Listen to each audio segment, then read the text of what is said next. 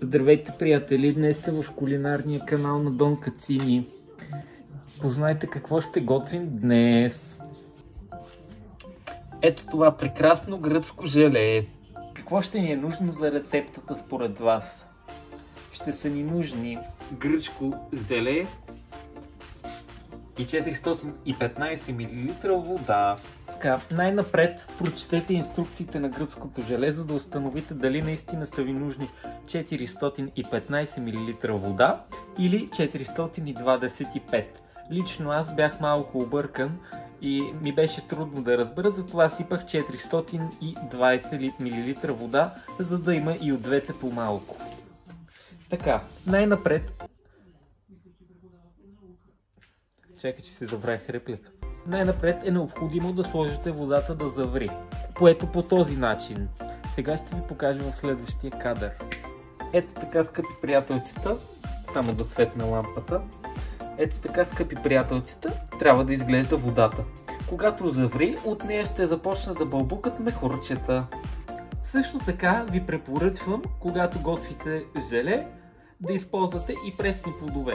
За съжаление, аз не разполагам с такива, но за сметка на това съм си сипал една чаша вино, което изпих вече, но това няма значение. В повечето случаи желето се яде сладко, но лично аз го предпочитам с смесени вкусове. Затова използвам Хериса Декап Бон. Няма да го правя трети път. Затова използвам ето тази подправка и съм много доволен от нея. Също така те ме спонсорират, препоръчвам вие да си я купите, за да си напълна гушата с вашите парички. Благодаря! Не забравяйте да коментирате, да споделите и да добавите нещо в коментарите, както вече казах. И така, скъпи приятели, най-напред отваряме кутийката с желето. За целта ни е необходим пръст. Не е необходимо да е с нокът, може и с изрязани ногти да го отворите. След което, за да отворим самото желе, може да го направим с ножичка или с зъби. Лично аз предпочитам първия метод, защото е малко по-безболезнен. Но зависи колко здрави зъби имате. Лично моите са средно качество. Така, най-напред за целта срязваме в единия ъгъл самото желе. Така, той е с аромат на ягода, който е изключително подходящ и тематичен за сезона навън, който е лято. Така, след което взимаме една чаша, която аз съм се приготвил предварително. Добре да не бях взети от мивката, но няма значение. Взимаме една чашка и изсипваме сместа, която е в желето, в нея. Ето по този начин сипваме вътре. Надявам се камерата да го хваща добре. Така, след като имаме... Всъщност трябва си първо да сипа вода, но това няма значение, не бива да ви притеснява и по двата начина се получава отлично. Така, след което си сипваме малко водичка в чашата и го разтваряме с въртеливи движения. Ето така, лека по лека, след като сме си сипали малко водичка в чашката, го разтваряме по този начин.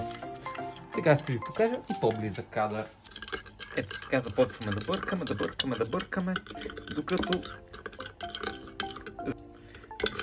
докато желето не стане в една прекрасна консистенция.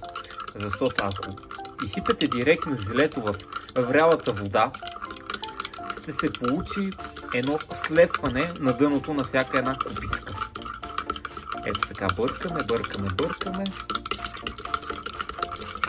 След като сме си разтворили течността в желето, трябва да изгледа по този начин. Да няма никакви бутки и да прилича на кремче. Ето така, тук много добре. След което тази течност тук трябва да бъде изсипана тук. Както виждате, водата вече е готова, аз съм изключил котлона и за това не бълбука толкова много, но водата е вряла. Важно е да изсипем течността по тънка струйка, защото ако не е по тънка струйка, желето има опасност да стане на бузки. Така, дърпаме тенджерката от котлона, която изгледа по този начин и има доста пара. Дърпаме настрани, след което започваме да изсипваме на тънка струйка желето вътре. Ето по този начин. Внимавайте, понеже цяската ви може да ви подлизне и да изтапате котлона. След което цялото желе вече почти е изсипано и постоянно бъркаме. Няма значение от посоката. В крайна сметка това, скъпи приятели, не са яйца. Предвид. Възможно е да остане малка част от желето, която да е в цяската. Затова ви препоръчвам да изплакнете, т.е. да сипете малко водичка, да разджуркате и да изсипете обратно в тенджерка. След което, приятели, течността трябва да изглежда по ето този начин. Да бъде рубинено червена и да няма бузки. Да бъде хубаво разбъркана. Да бъде еднородна смес, както се казва по кулинарните канали, които не са този. След което за целта ще са ни необходими купички.